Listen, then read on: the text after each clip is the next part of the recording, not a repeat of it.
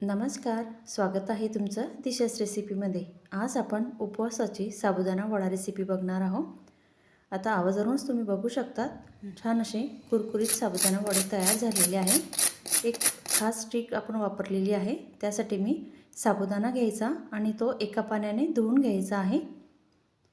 आता एका पाण्याने धुवून झालं की आपल्याला तो साबुदाण्यामध्ये पाणी टाकायचं आणि आता यामध्ये थोडंसं पाणी जास्त टाकायचं आणि झाकण ठेवून द्यायचं आहे। जर तुम्हाला साबुदाणा वडा सकाळी करायचं असेल तर रात्री टाकलं भिजत तरी चालेल किंवा संध्याकाळी करायचं असेल तर सकाळी टाकलं तरी चालेल।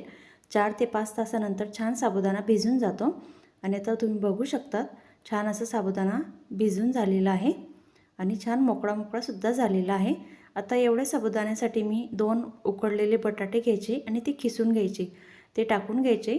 आता नंतर हिरवी मिरची छान कुटून घ्यायची आणि ते सुद्धा टाकायची।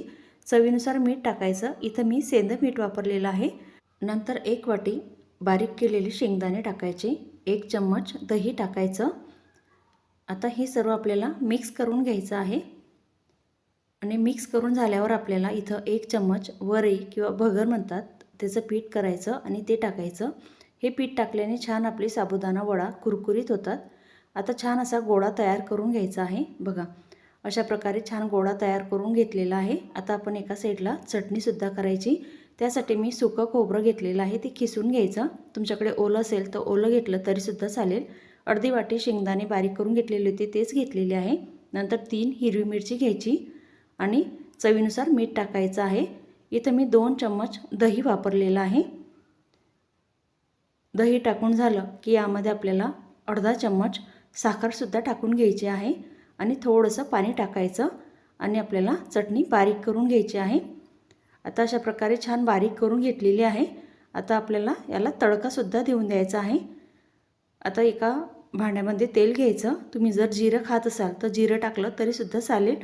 आता इथं फक्त मी लाल मिरचीचा वापर करून घेतलेला आहे। लाल मिरची टाकायची आणि छान असा तडका देऊन द्यायचा आहे आणि बघा छान अशी चटणी सुद्धा तयार झालेली आहे। आता आपण वडे तयार करायला सुरुवात करून घेऊ।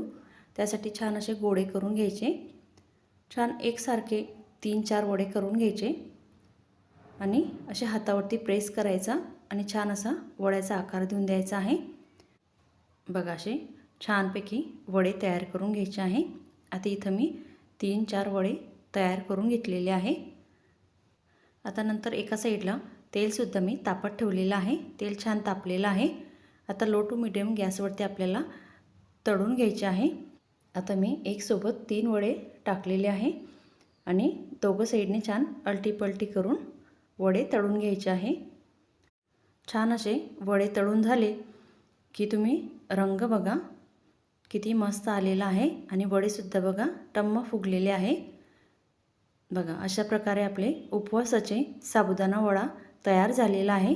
वरतून कुरकुरीत आणि आतून सॉफ्ट असे साबुदाणा वडा तयार झालेला आहे। अजिबात तेलकट हे वडे होत नाही। आता यामध्ये वरई किंवा त्याला भगरसुद्धा म्हणतात, त्याचं 1 चम्मच पीठ टाकल्याने छान अशी कुरकुरीत वडे तयार होतात। ही रेसिपी तुम्ही एकदा नक्की ट्राय करून बघा।